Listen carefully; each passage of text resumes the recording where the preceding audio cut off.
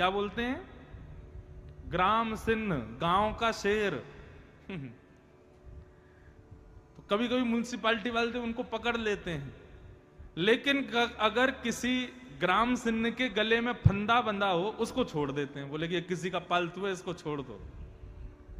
ठीक वैसे ही भैया यम के दूत घूमते रहते हैं हम सबको पकड़ने के लिए, लेकिन जैसे ही यमदूत देखते हैं, अरे गले में कंठी माला है, सिर पर तिलक लगा है, चोटी है, धोती है, बोले जरूर ठाकुर जी का, इसको मत पकड़ो, इसको यहीं छोड़ दो, इसको मत पकड़ो।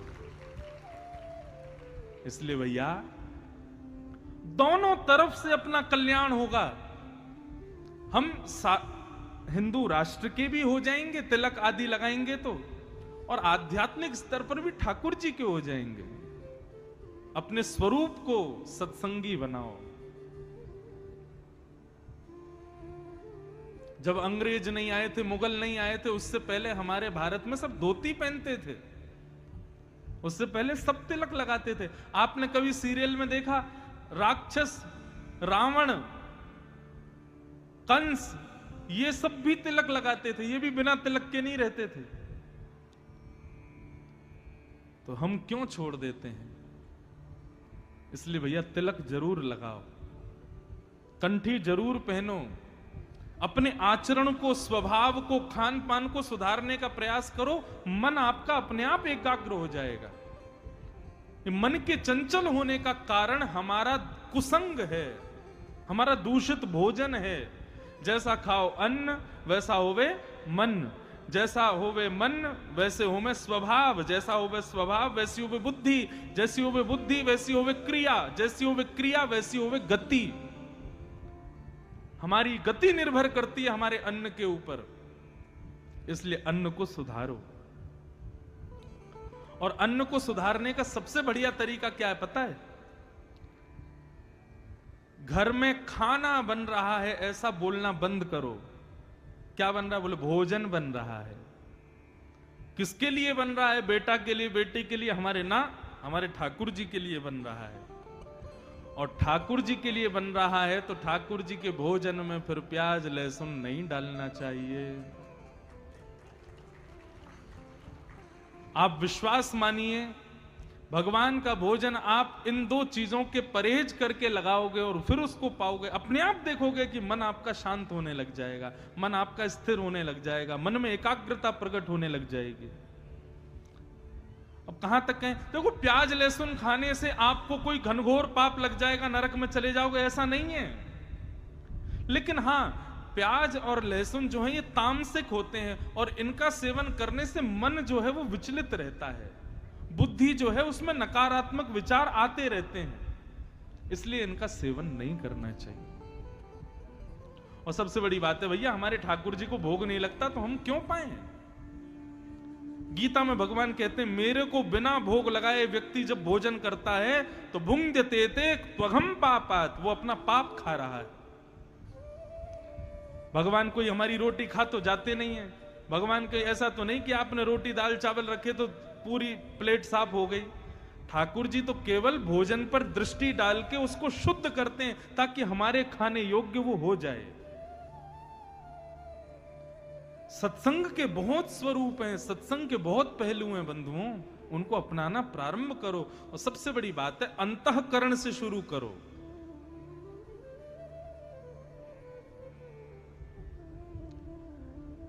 मां, इंद्रियों को दोष मत दो, मन को सुधारो। और ये मन कैसे सुधरेगा? तब भगवान बोले, मैं 5 लक्षण आपको बता रहा हूं, ये 5 लक्षण जिसमें दिखाई दें मां, उनका संग करना प्रारंभ कर दो।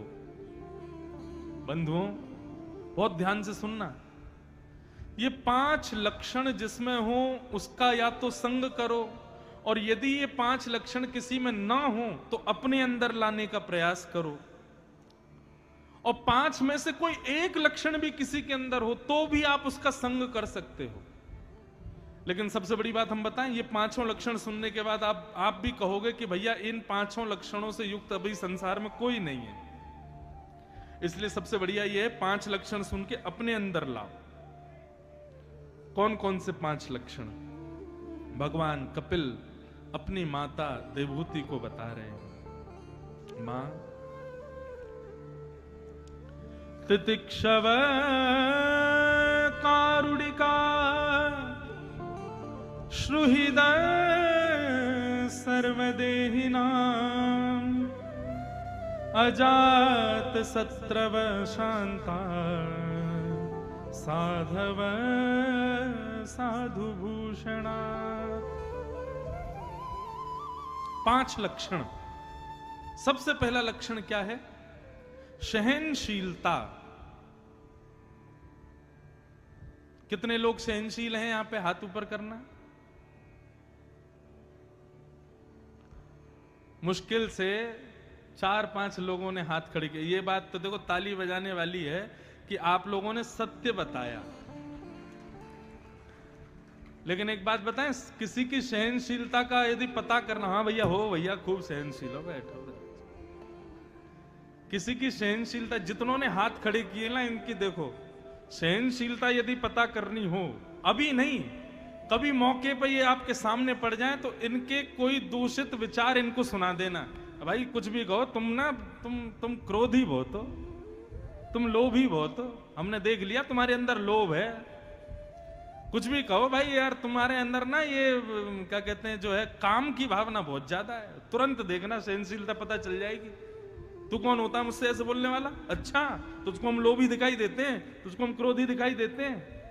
व्यक्ति अपनी वास्तविकता नहीं सुन सकता, वहीं पता चल जाता है कि वो सहनशील नहीं है।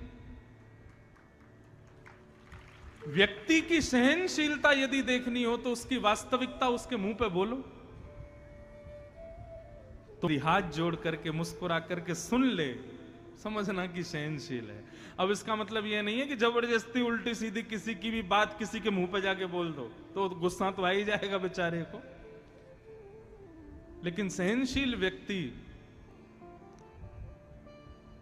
उसकी वास्तविकता बताओ या उससे गलत बोलो, उसके हृदय पर उसका कोई प्रभाव नहीं होता। वो अपने समत्व में रहता है, वो अपनी समभाव में रहता है। लेकिन जो बहुत जल्दी अपने वास्तविकता को सुनकर के विचलित हो जाए, समझ जाना मां संग करने योग्य नहीं है ये व्यक्ति। सहनशीलता।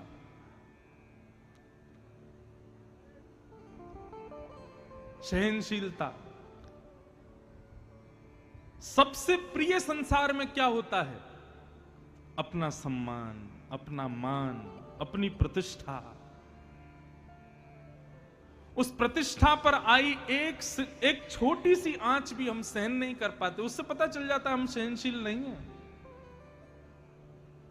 इसलिए मां, जिसका संग हम करें उसके अंदर पहला गुण होना चाहिए कि वो सहनशील हो।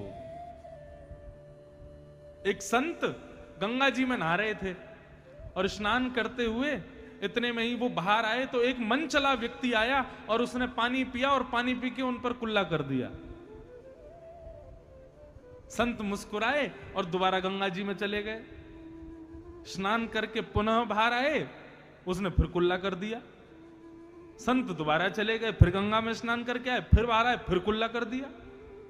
लेकिन संत के हृदय को जरा भी ठेस नहीं पहुंची। वो चौथी बार फिर गए, स्नान करके बाहर आए तो जो बार बार पानी उन पर फेंक रहा था, उस व्यक्ति को थोड़ा अटपटा लगा। बोले मैं इतने इनके साथ में बुरा कर रहा हूं, इनको गुस्सा ही नहीं आ रहा।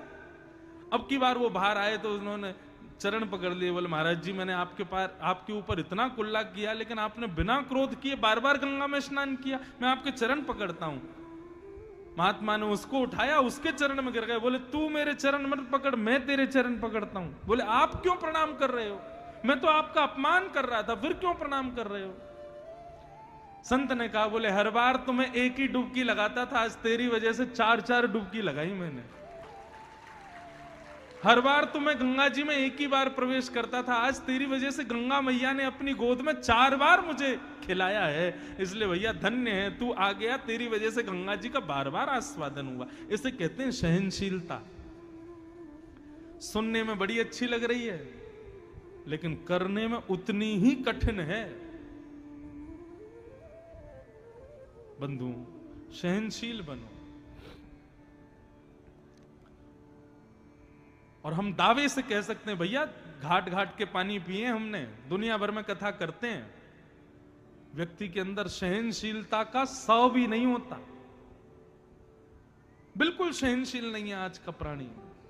और हम औरों की क्या कहें, हमारे अंदर भी कहीं ना कहीं ये दुर्गुण होगा कि हम भी सहनशील नहीं है, लेकिन प्रयास करते हैं फिर भी बने। अब आपको क्या लगता है, हजारों लोग कथा सुनते हैं, सब प्रेमी करते हैं? कई लोगों के खत आते हैं, उसमें खूब बढ़िया बढ़िया प्रेमी बातें भी होती हैं। महाराज जी आप कथा ऐसी करते हो, आप तो यूं बोलते हो, आप तो ऐसे कर देते हो, आप तो बार बार अपने बालों पे हाथ फेरते हो। लोग बाग बुराई भी करते हैं तो सहन करना पड़ता है। जरूरी थोड़ी है हजारों लोग सब प्रेम करने वाले ही आते हैं कथा में, 2-4 लोग ऐसे भी आते हैं। लेकिन गोस्वामी तुलसीदास जी कहते हैं, निंदक नियरे राखिए, निंदकों को सदा पास रखो। जो आपकी निंदा करे, आपकी बुराई करे, आपके अवगुणों को तुरंत आपके मुंह पे बता दे, उसको संग रखा करो। क्यों? ऐसा व्यक्ति सदैव आपको प्रगतिशील बनाएगा। लेकिन जो बात बात पे आपकी जहाजी अजूरी करें, बार बात पे आपकी प्रशंसा कर दिया करें, आपके मुंह पे ही आपके गुणगा दिया करें, ऐसे व्यक्ति आपको ऊपर उठने से रोक रहे हैं, यही समझिएगा। सहनशील पहला लक्षण, तितिक्षव। दूसरा लक्षण क्या है? तितिक्षव कारुणिका। दूसरा लक्षण है करुणा, मतलब दया। असहायों पे दया करो। मां, मन को यदि शांत करना है तो जिस व्यक्ति का हम संग करें या जो लक्षण हम अपने अंदर लाएं, उसमें दूसरा लक्षण होना चाहिए दया। सब पे दया करो। बंधुओं एक बात बताएं, दया का जन्म होता है क्षमा से। जो व्यक्ति क्षमाशील है वो व्यक्ति दयालु होगा। लेकिन जिसमें क्षमा का गुण नहीं है ना, वो कभी दयालु नहीं हो सकता। कोई बड़े से बड़ा अपराध कर दे आपके साथ, आप उसकी बुद्धि पर दया खाओ। कोई बहुत बड़ा दुष्कृत्य कर दे, आप तब भी उस पर दया करो। बोले हमें दया आ रही है इसकी बुद्धि के ऊपर, हमें दया आ रही है इसके ऊपर, बेचारा कितना संकीर्ण सोच का है। दया, क्षमा करो सबको। क्षमा से दया अपने आप आती है। आपको एक बात बताएं, कई लोग मेरे से प्रश्न करते हैं, महाराज जी आप कहते हैं क्षमा किया करो सबको, लेकिन कोई इतना बड़ा अपराध कर दे कि जिस पर क्षमा नहीं कर सकते, तब हमको क्या करना चाहिए? देखो, लोग कहते हैं कि अपराधी को दंड मिलना चाहिए, बिल्कुल मिलना चाहिए, लेकिन क्षमा, आपको क्या लगता है उससे दंड नहीं मिलता? वह भी एक दंड है। जब आप किसी अपराधी को क्षमा कर देते हैं तो आत्मग्लानि रूपी दंड लगता है उसको अंदर ही अंदर लगता है कि अरे बताओ मैंने इतना बुरा किया, इसने फिर भी क्षमा कर दिया। चलो ये तो थी एक बात, उसको आत्मग्लानि हुई। दूसरी बात, जब आप किसी को क्षमा कर देते हैं अपराध करने के बाद, तो ऐसा नहीं है कि वो व्यक्ति मुक्त हो गया। आपके बदले का जो भाव है वो प्रकृति लेगी उससे। लोग कहते हैं ना, अब भैया हम तो कुछ कहेंगे नहीं, ऊपर वाला सब देख रहा है, अपने आप होगा। यह बात सत्य है। जब आप किसी को क्षमा कर देते हैं तो प्रकृति आपका बदला लेती है उससे, कभी ना कभी तो उसको भोगना पड़ेगा। 4-5 विद्यार्थियों को नाव में बैठा करके गुरुजी नदी पार कर रहे थे, तो एक विद्यार्थी जो था उनमें से उसका मुंडन हुआ था। अब छोटे विद्यार्थी सब, 2-3 विद्यार्थी उसके बाल नहीं थे, तो कभी उसके सिर पर पानी फेंक दें, कभी उसके सिर पर तबला बजा दें, कभी उसके सिर पर हाथ फेर दें। अब वो बेचारा छोटा बालक सहन कर रहा था, उसने कुछ नहीं कहा। जैसे ही किनारे पर नाव पहुंची, गुरुजी सब देख रहे थे कि इसने अभी तक किसी से कुछ कहा नहीं है। जैसे ही किनारे पर नाव पहुंची तो उपद्रवी बालक जो थे वो तुरंत बिना नाव को टिके ही कूद गए नाव में से। आ गया कोना, कूद जाओ। किनारा समझ करके जैसे ही कूदे तो वहां तो दलदल था, इतने इतने दलदल में घुस गए। गुरुजी बचाओ, गुरुजी बचाओ, गुरुजी बचाओ। गुरुजी बोले तुमको पता है ये क्या हुआ? बोले क्या हुआ गुरुजी? बोले तुम उसको परेशान कर रहे थे, उसके बाल नहीं है, उसके सिर पर कभी हाथ मार रहे थे, कभी पानी फेंक रहे थे, वो बेचारा सहन कर रहा था, तुम लोगों को क्षमा कर रहा था। उसने क्षमा किया, लेकिन उसका बदला प्रकृति ने तुमसे लिया। इसलिए जब आप किसी को क्षमा कर देते हैं तो बिल्कुल निश्चिंत रहिए, क्योंकि प्रकृति आपका बदला उससे लेगी। लेकिन आप क्षमा ही करो। आप क्यों अपने आप को बिगाड़ो क्रोध करके? सब पर दया करो। तो सबसे पहला लक्षण सहनशीलता, दूसरा लक्षण दया, और तीसरा लक्षण तितिक्षवः कारुणिका श्रुहृदः। तीसरा लक्षण है सबका हित चाहो, सबका भला चाहो। केवल मैं खाऊं, मेरे बच्चे खाएं, मेरा परिवार खाए, मेरे सब लोग प्रसन्न रहें, बाकी सब लोग कहीं जाएं, मुझे कोई मतलब नहीं, ऐसा नहीं। सबके भले की इच्छा रखो, सबके कल्याण की इच्छा रखो।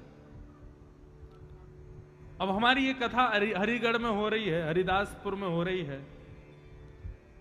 इस कथा में कई लोग सहयोग कर रहे हैं,